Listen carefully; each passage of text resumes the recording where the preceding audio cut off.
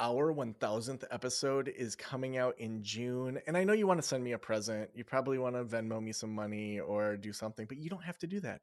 The best present you could give me is to go do a review. We are trying to get 1,000 reviews of the podcast by the 1,000th episode. If there's an episode that stands out to you, something that's impacted you, and you've never done a review for Practice of the Practice, head on over to your favorite place that you listen to the podcast and do a review. We are trying to get 1,000 reviews by our 1,000th episode. Would love for you to go leave us a review for the Practice of the Practice podcast.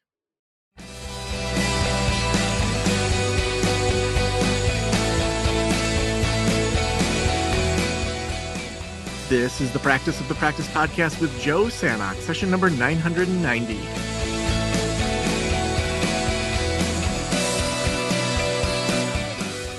I'm Joe Sanok, your host, and welcome to the Practice of the Practice podcast. We have just kicked off in the last episode our Psychedelic-Assisted Therapy series, and I'm so excited today. We're going to be talking about Psilocybin-Assisted Therapy retreats and the kinds of trainings that you can get in this, all sorts of different things that we're talking about. Before we dig into that, our attorneys just want to remind you, and I want to remind you that some of the things we talk about in this series are federally illegal in the United States.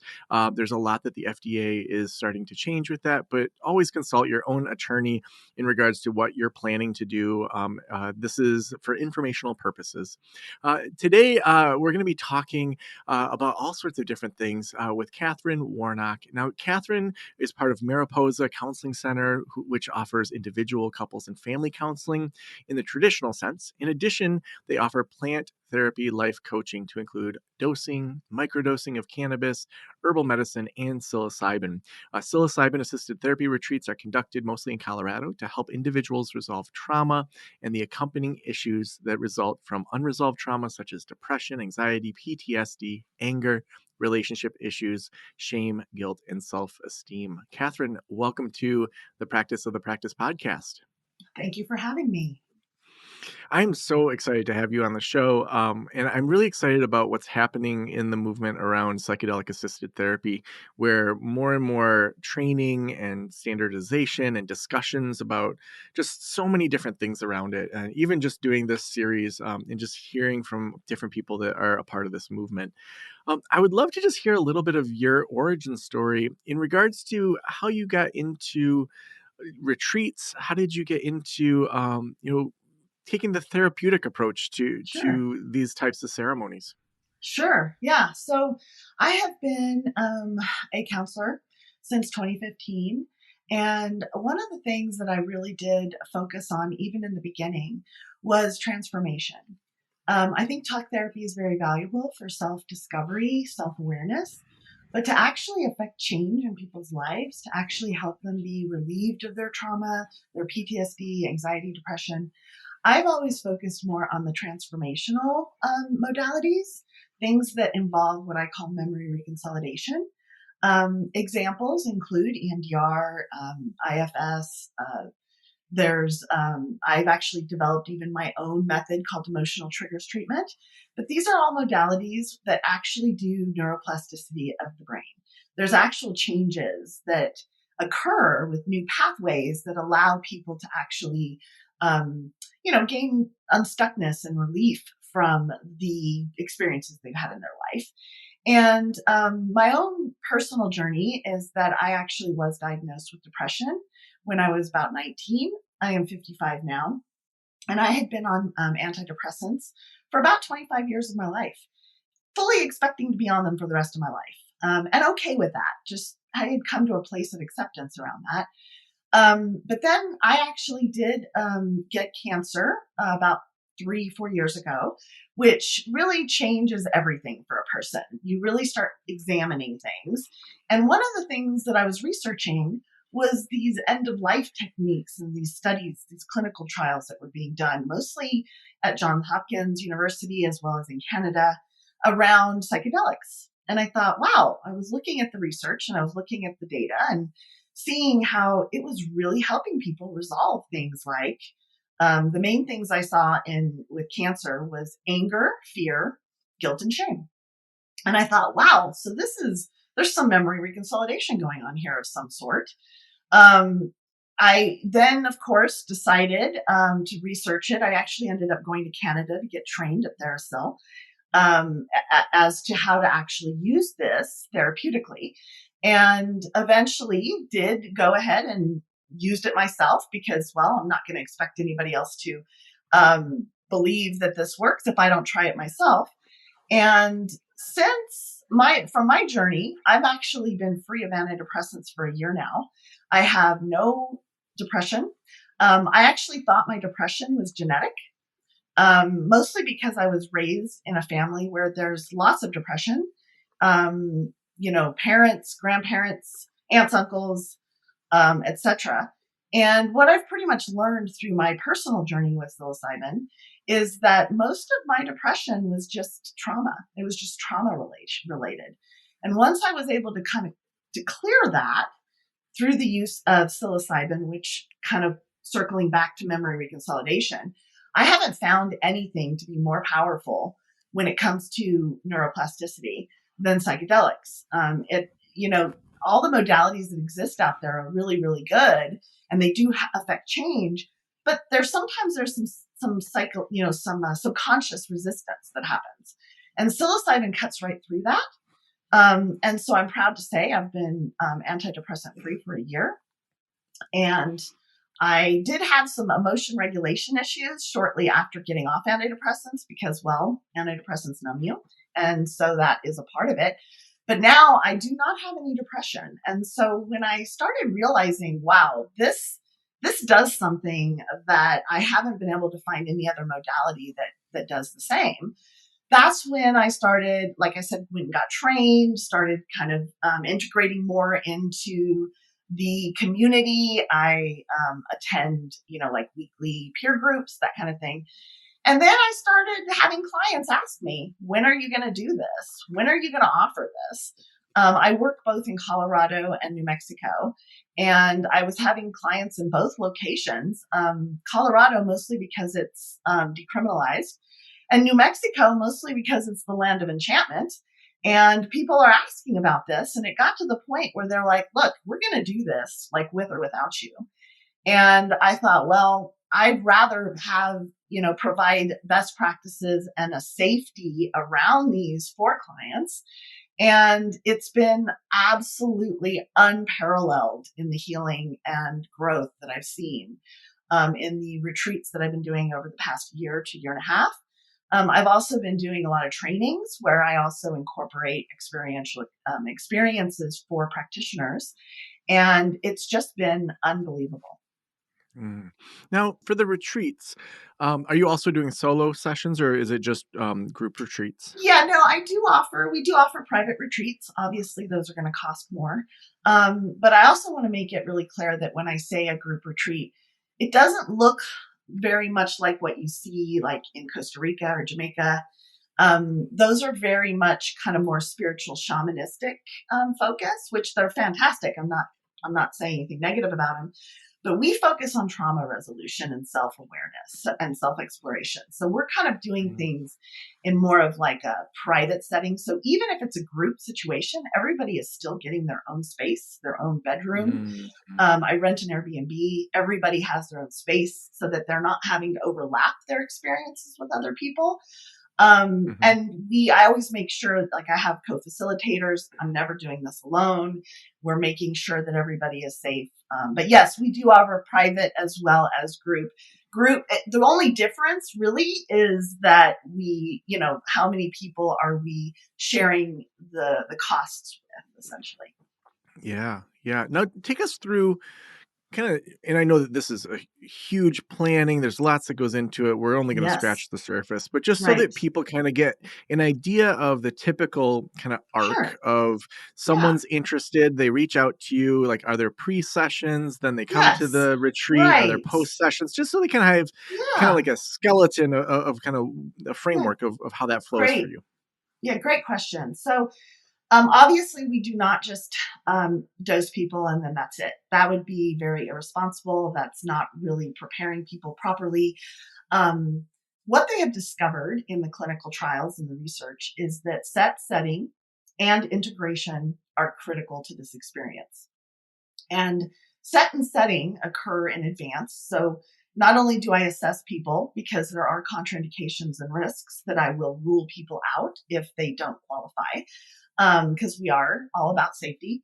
But we're also going to be spending at least 3 sessions making sure that people are prepared, that they're developing their list of intentions and focus, so that when they go into this experience, they have a complete understanding of what to expect and how it's going to go down. It's also really important to build that therapeutic relationship, as we all know. And so we do spend at least 3 sessions in advance. Then we have a group meeting the day before at the location. That's in order to help establish set and setting, even more so. Nothing new on the day of is the point. So that everybody can see who's going to be there, what it's going to look like, what their space will look like, so that basically to help with the, minimize any nervousness and anxiety. On the day of, they actually are dropped off by a person that's going to be also picking them up. And that's going to be somebody that we communicate with during the day in order to, just make sure everybody knows what's going on and everybody's safe. We then will do the retreat. And a big part of what is important about the way we do it is we are providing the list of focus once ego dissolution happens. So ego dissolution is the key. We do not provide hero doses. There's no need for that. We will updose people up to ego dissolution, where the work can then begin. We offer. Let me pause you there. Like, Yeah. I know what you're talking about, but Okay. what kind of dosing for the average person then? Sure. Obviously, like there's going to be body differences and things like that. But when you say Yes. hero dose, when you say ego Yes. dissolution, break that down a little bit for listeners. Okay. So a hero dose is typically 5 grams or more. Just to give you an understanding of how that compares to like microdosing is usually like 0.1 grams. And so hero dosing is 5 grams, and that's usually like takes you where you can almost potentially lose touch with, well, not potentially, you do lose touch with reality. And it's considered a very, very high dose. It can be very therapeutic as well. But we have found that you don't need to go that high. We typically don't go above 4 grams. We'll stick between, I would say that most people, 3 to 4 grams is sufficient, and it allows for that ego dissolution, which is how the work can actually get accomplished. So then once that ego dissolution happens, we're making sure to feed individuals their lists so that they're getting the healing and they're focusing on the things they want to, and not just like spiraling or going somewhere else that might be really cool and fun, but isn't necessarily therapeutic. Now, when you say feed the list, like have they've written down their intentions, and Yes. then you're coming in and you're just saying, as a reminder, here's what your intention was? Or like, what would an Yes. example, without obviously disclosing Sure. people's stuff, like what would you be saying to that Sure. person during their experience? So we're not going to guide somebody into what to think, but we are going to, yes, whatever the list was that we established with them in advance. So during those intakes, we're working to come up with themes. What are the things that they're wanting to achieve? So for example, a list might look like this. I want you to think about your relationship with your mother. I want you to think about if there's any way to gain greater understanding around that relationship. Or I want you to think about your mind-body connection. I want you to think about self-care and self-love. How does that look for you? Another example might be, I want you to think about how your anxiety has been serving you and has not been serving you. And if it's related to a specific event, I might even bring up that specific event. Like, how has your, childhood, the event that happened when you were 5 years old, affected your adult life, and how might you gain greater appreciation or understanding for how that event has shaped you. So we're very general. We're not telling people what to think about those things. Just simply, these are the things that you're wanting to work on. Another example might be the future. I want you to think about the crux where you are right now in your career, and what the 2 options that you've been examining. I want you to just explore those a little bit and see what happens. So it's a way for us to guide somebody through the list that they've already established in advance. We're not adding anything to that they're not, they didn't provide us beforehand. So that once they've gotten through this experience, they definitely were given the opportunity to focus on everything they Mm. Now, when people are um, when they're at that ego disillusionment, wanted. from their experience, how would you say their brain is processing these things in a different way than Mm-hmm. traditional therapy or journaling, or like what would you say those links are? Like, what happens in the brain for the average Sure. participant when they're Yeah. getting these prompts? So, um, so ego is a valuable part of our mind that actually allows us to be safe in this world. So our ego creates a lot of protection mechanisms that also keeps us safe in our thinking as well. So an example might be something like every time I think about my mother's anger at me when I was growing up, I can only think of it in terms of I was a child and that wasn't fair, right? That's what I would think of in my normal state. Whereas if I was under the influence of, and I had ego dissolution, I could actually examine my mother's anger without me even in the picture, without blame, without whether it was okay or not, without criticism or judgment. Just, wow, my mom was an angry person. And this is what she was going through. And therefore, I can remove myself from the equation so that I might be able to gain a little bit better understanding and empathy to her situation without my natural reflex of how it affected me and how it continues to affect me, right? So it gives us the option to be able to examine our stuff without our own self in the way, if that makes sense. So, you know how we can often examine somebody else's life and we can see things way clearer than they can because, well, we think we know them, but and their life circumstances. But of course, until we're living it, we don't understand it fully. But people sometimes have a hard time seeing things from the more objective point of view because their own experiences are filters that absolutely affect the way they see those situations. And this provides safety in that when we remove our ego and we're able to actually look at these things with some detachment, and it makes it safer to be able to examine them. Yeah. Yeah.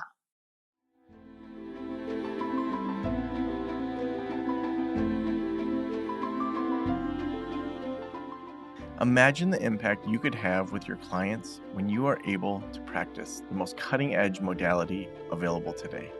Psychedelic therapy is the future of mental health care, and the Integrative Psychiatry Institute will empower you with the tools and knowledge you need to master this exciting modality.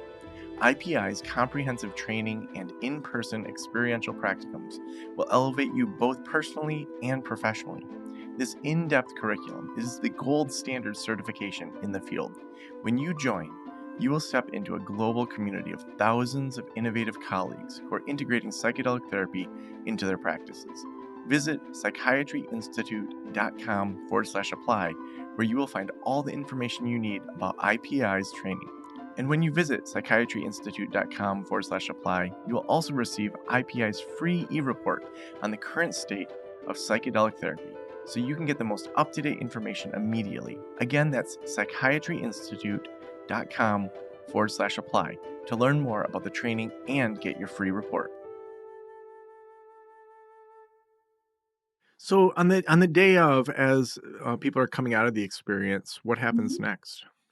Well, a lot of times while we are recording everything that's happening. So as they're having insights, as they're expressing, like new information that they're new conclusions they're coming to, we're writing all that down. And as they're coming out of it in the last third of the experience, there's a lot of processing that is happening. People sometimes will journal. Sometimes people just want to talk about it and just process through it. But that's also a time when we're starting to offer coffee, tea, some light snacks to sort of like kind of reorient them back to their, external environment. One of the things that psilocybin does is it slows down your digestive system significantly. So people usually, as they're coming out of it, are expressing a little bit of hunger.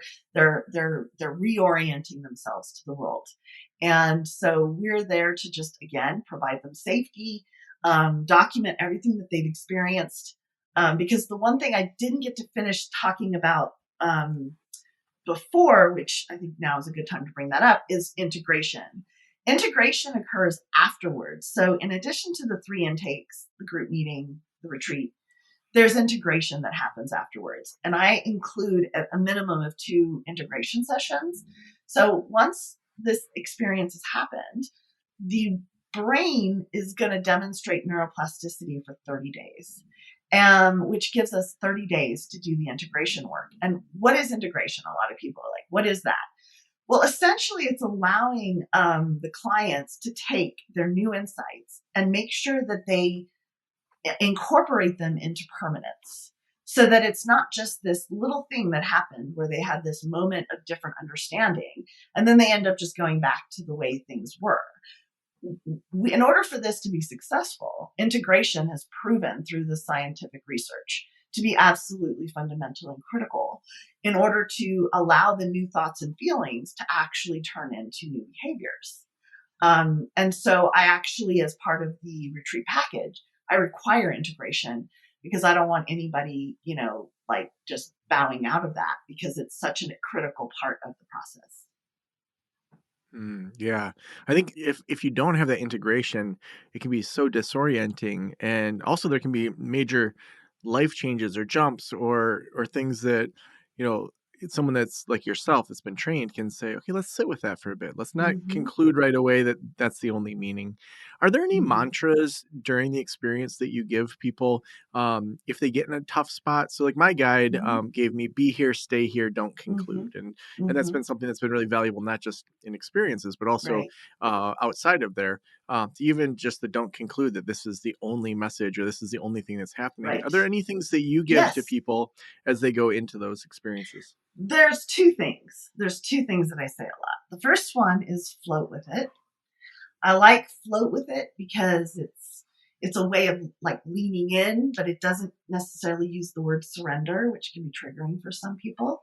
So Hmm. float with it is like a way of just sort of like, leaning in a safe way where you're not drowning, you're floating, right? The second mantra that I like to speak to a lot is that mushrooms don't always give you what you want, but mushrooms always give you what you need. Hmm. That's so true.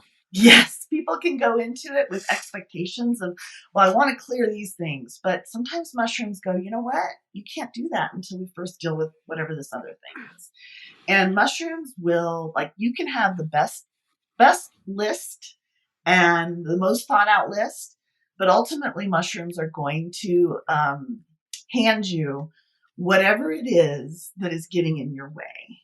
I've Hmm. learned to really trust that. I remember during my uncoupling, it was right in the middle of it. And I went and did a solo journey. I rented an Airbnb. My Mm-hmm, guide was on Zoom. It was in the middle of the pandemic, but she was there to just kind of help me get in the right mindset. And for the whole time, it was like that feeling of when you're tangled in your sheets, and it mm-hmm, was the worst. And mm-hmm. the message I got out of it was, you want a life hack uncoupling? Like your marriage is falling apart. Mm, Like this is going to be painful. Like just get ready for the ride, Joe. And it was yeah. such a, because everything before that had always been very gentle, very like you're lucky to be a human, and very like, Right. like the microbiome of the universe just kind of hugging you. And then this one that was like super disorienting, but it was so important for me to kind of have that slap in the face of just saying, Right. you think you're just gonna like dance through an uncoupling of a 17-year marriage where you then get full custody of your kids? Like it was just like, it Right. was laughing at me like, are you kidding me? Right. No, we're not gonna help you with that. That's ridiculous. So that idea, I think that's when I really learned, Mhm. like even those really tough experiences, like there's still such gold there. And not even, and I think for me, it's outside of those experiences, even in life, the like the blowing up of my world personally like has given me such golden appreciation for my daughters, for the love that I now have with my partner, for all sorts of other Yes. things. But it's like it just allows you just a much different kind of disconnected attachment or disattachment Yes. to those things that are happening. Yes. Yes. I mean, the things that I've learned, personally through psilocybin, self-care, self-love, being able, one of the probably most significant things that happened to me during my journey is that, so when I was 5 years old, I spoke fluent Spanish. Mm. I was raised by, my grandmother was from Mexico, and I look very, very white, light skin, light eyes. And so she didn't want me to speak Spanish anymore. And about 5, she stopped speaking Spanish with me. And during a trip, I went through a childhood journey of all of my memories, which was another thing. I didn't have a lot of memories from my childhood. A lot of people who have challenging childhoods don't remember a lot of things. And I actually took a whole journey through my childhood one time, and my guides kept chuckling at me. And I was like, why are you guys laughing? And they're like, we didn't know you spoke Spanish. And I literally was like, yo no hablo español. Like, what? I literally didn't think I was speaking Spanish. And they just start laughing at me. And I was like, wow. So, like, it opened up that part of my brain by going through that part of my childhood. I have recovered my Spanish. So psilocybin is very powerful in that it opens up things that are in our brain that I wholeheartedly believe that my brain, since I was 5 years old, has worked really hard to bypass that part of my brain because of the memories and the experiences that were traumatic. And so now that I've opened that part of my brain up, I have Spanish again. Now it is a 5-year-old Spanish, so I have to keep that in mind. But I'm actually, yeah, it opened up a whole section of my brain, which really helped me believe, wow, psilocybin does stuff. It really does open up those pathways in the brain. It really does allow that neuroplasticity to happen. So anyway, I just thought I'd Mm. share that. Wow, that's amazing. Um, So I want to talk a little bit about kind of the dark side of psychedelics. So Mm-hmm. um, I've had, other colleagues that they go do an experience and they have Mm-hmm. a transformative experience. And the next week they're like, I'm going to be a guide. I'm going to host retreats. And it's like, Mm-hmm. it seems similar to when someone goes to like a summer camp and maybe they, Mm-hmm. are a kid and they come back and they're like, I'm going to be a vegan Right. or I'm going to Right. convert everyone to Jesus or whatever the thing is. It feels like that kind of something new that's exciting for that person that then kind of takes over. What Yes. cautions would you give to therapists that Yes. want to be guides? They want to maybe even explore that. Maybe their hearts are Mm-hmm. open to that. They're not sure. Right. I know that there's something I've referenced in this series. It's a podcast called Cover Story. They did a really amazing job, Yes. which I've I would listened to it. recommend. My Mm-hmm. guide, she told me for any work that I want to do, like I had to listen to that whole thing because it talks about people that have really abused and used Yes. psychedelics for the detriment of other people. And so Yes. knowing that that's part of the other side of Mm-hmm. this, what would you caution therapists in Yeah. regards to just respectfully entering into this thing that has been used for Yeah. thousands of years? Like how Mm-hmm. do you caution people in that area? Yeah. Well, so I'm so glad you brought that up because I actually think that's very, very, very important. So because of exactly what you're saying, so I listened to that podcast myself. In fact, I listened to it while I was doing my training in Canada because I thought it's an important part to understanding the history of how Hmm. psychedelics have come to be in therapy. Um, when I returned, I realized, okay, if I'm going to offer this, I need to also offer training. I actually have a background in training. My previous career, I was a forensic scientist and I used to do a lot of training. So I thought, well, why not? So I've actually put together what I think is a pretty awesome training program for practitioners. Anybody that wants to guide. And you don't have to be a licensed practitioner, just somebody who wants to do it using safe practices, best practices. Um, and I do offer, an actual experience where you can actually, so there's a whole day of lecture where I provide history, I explain ego-dissolution, I provide so many valuable resources. I talk about how best to do this to help clients achieve their maximum and to have the best experience possible. Followed by an experiential day where you can choose to be to be a guide, or you can be a participant. And they're both valuable. And in fact, I have a lot of people that take my class, they decide to be a guide or a participant, and then they attend another class as the opposite because they want that full experience. And so it's actually, I think, my training, compared to all the other trainings out there, it's reasonably priced. It's doable in that it's a couple days. And then afterwards, I also have anybody that's taken my class, I have a case consultation group that I do twice a month. Actually, I'm starting that in March, that people will be able to have access to, so that we're doing things not in a bubble, right? We're actually sharing the information, leaning on each other to make sure that we're offering safe experiences for people. I love that. And I think that there's so many of these discussions that are important to have that we obviously don't have time today. But even in just looking at how many of these plant medicines, knowing your grandma was from Mexico, that, a lot of the reasons that we have psilocybin was because of, white people going down to Mexico and then bringing it back to the masses. And it then became this just like, it took away what the original intention was. And so it's not something we're going to have time to really dig into today, but I think to look at the culture, look at the anthropology, look at, whether it's, ayahuasca or psilocybin or other plant medicines, to do our best to really understand the lineage. For me, that's just personally important. That's something my guide really values, is the lineage of like kind of what tribe, what family are you from in joining this, and how do we make sure we respect that, and that we're not just going to turn it into kind of our own version of something that's often sacred to people.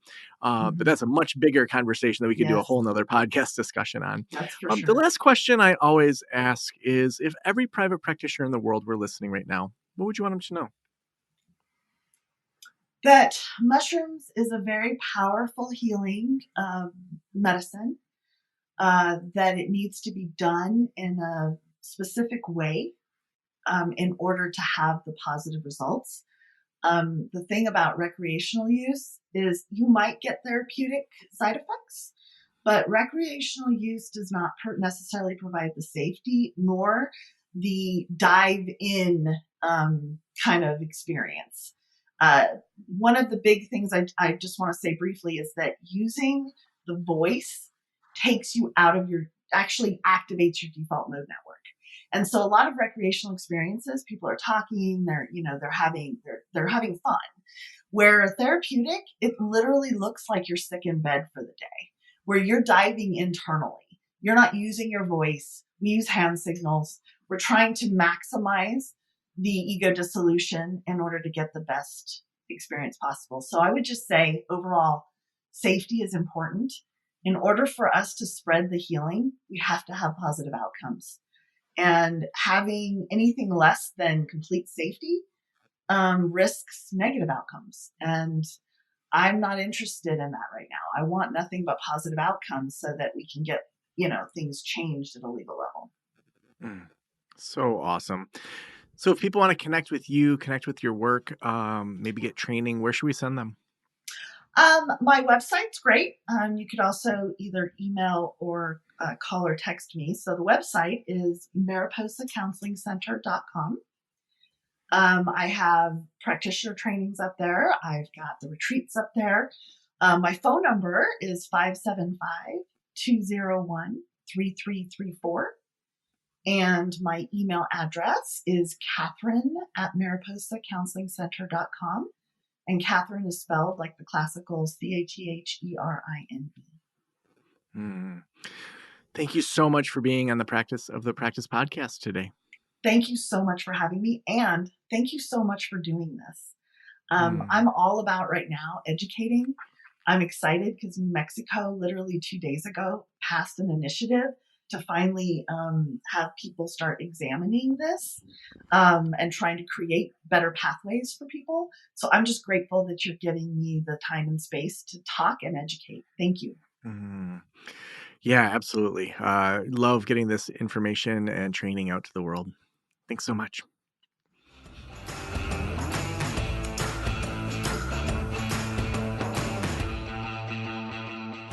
Well, thanks so much for listening today. We're doing this series as long as we have guests. I've reached out to a ton of different guests. We have probably 3 or 4 more lined up at the time of this recording. We're hoping to have this be a really robust series. I hope you're getting things out of this. Let us know if you have questions, if you need connections in that world. We're happy to connect you however we can.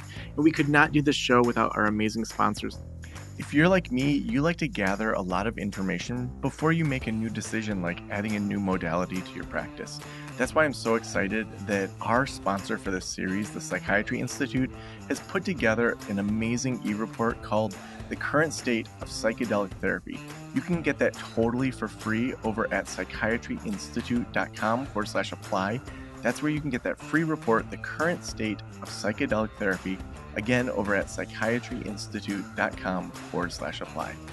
Thank you so much for letting me into your ears and into your brain. Have a great day. I'll talk to you soon. Special thanks to the band Silence is Sexy for that intro music, and this podcast is designed to provide accurate and authoritative information in regard to the subject matter covered. It is given with the understanding that neither the host, the producers, the publishers, or guests are rendering legal, accounting, clinical, or other professional information. If you want a professional, you should find one.